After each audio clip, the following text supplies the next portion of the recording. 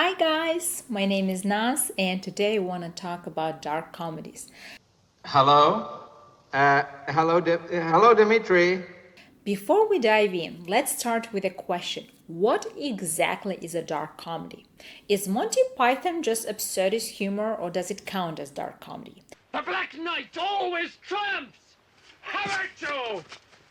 Come on, then. Do Guy Ritchie's gangster films, Lock, Stock and Two Smoking Barrels, Snatch, RocknRolla, The Gentleman, even Revolver belong here? Is Scary Movie a dark comedy or simply a parody of slasher films? That is Psycho!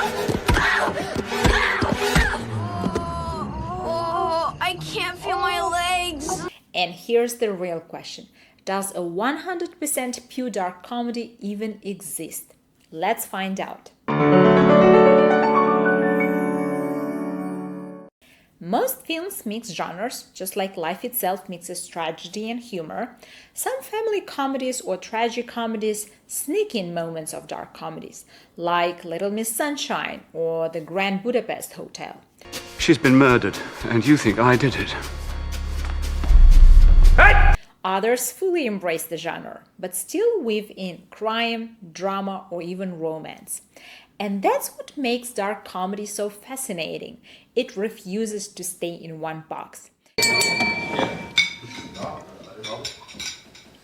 Even though the line is blurry, one thing is clear. A dark comedy makes us laugh at the things we normally fear: death, crime, tragedy, even the end of the world.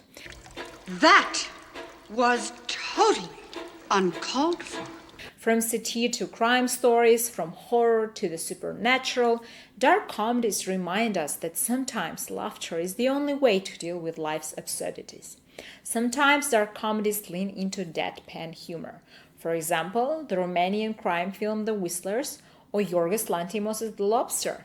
Now, have you thought of what animal you'd like to be if you end up alone? Yes, a lobster.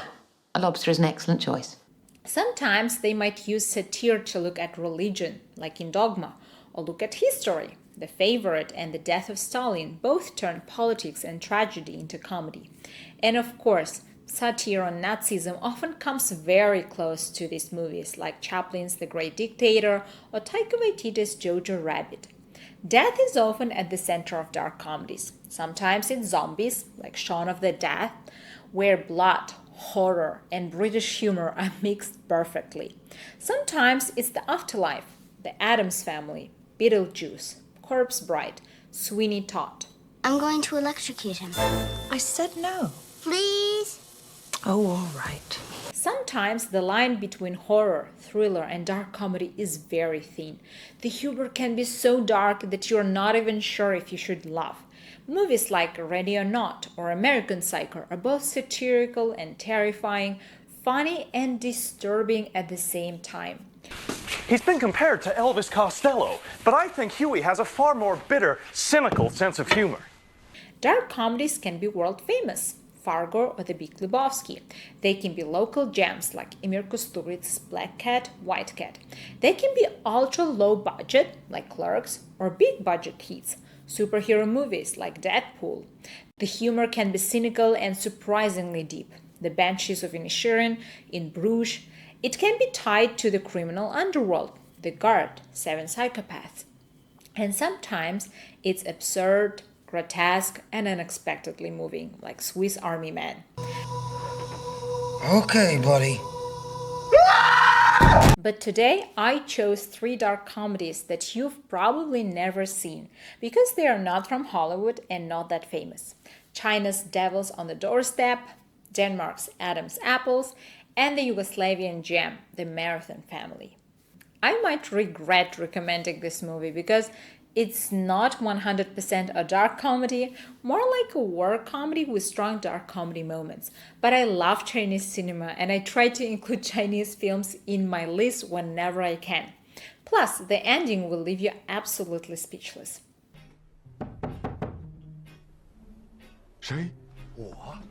A few words in Chinese about this movie. 我没有读过这部电影改编的小说。但我非常喜欢剧本，演员的表演和导演的工作。让我惊讶的是，这部影片是在2000年上映的。因为它是黑白的，我以为它是在20世纪拍摄的。一部很棒的电影。And now let's talk about Addams Apples. I don't even remember how I stumbled upon this film, probably while looking for movies with Mads Mikkelsen. And I also should mention that Ulrich Thomsen is just as amazing here. This is not just a crime dark comedy, it is full of metaphors, biblical parallels, and strong symbolism. It's thought-provoking while still being funny.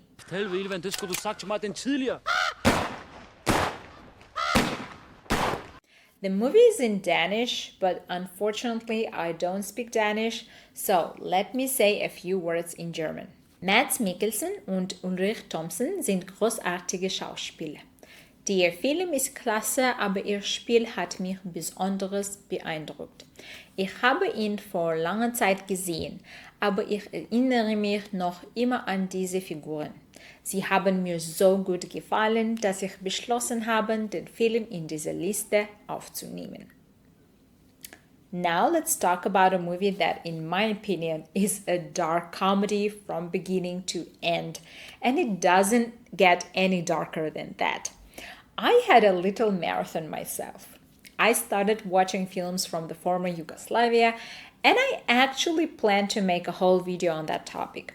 But as soon as I watched this movie, I realized I had to make a video about dark comedies. It's gruesome but incredibly funny, and my favorite actor, Danilo Stojanović, is in it. If you haven't seen that Balkan Spy, you really should. I mean, right now, it's just great.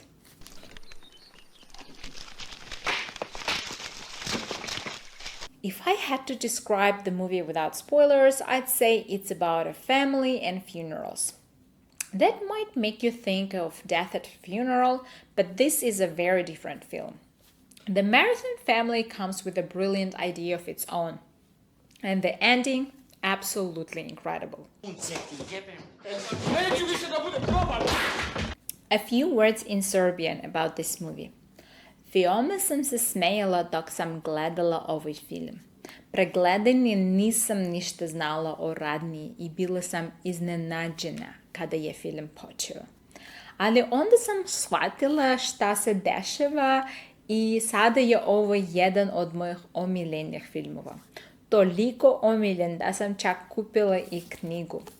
Sada ću početi da čitam i drame Dušana Kovačevića. That's all for today. Thank you for watching. Let me know your favorite dark comedies in the comments. Maybe I haven't seen them yet, and I'd be happy to check them out. Don't forget to subscribe and ring the bell so you don't miss new videos about books, movies, and languages. Thank you and goodbye.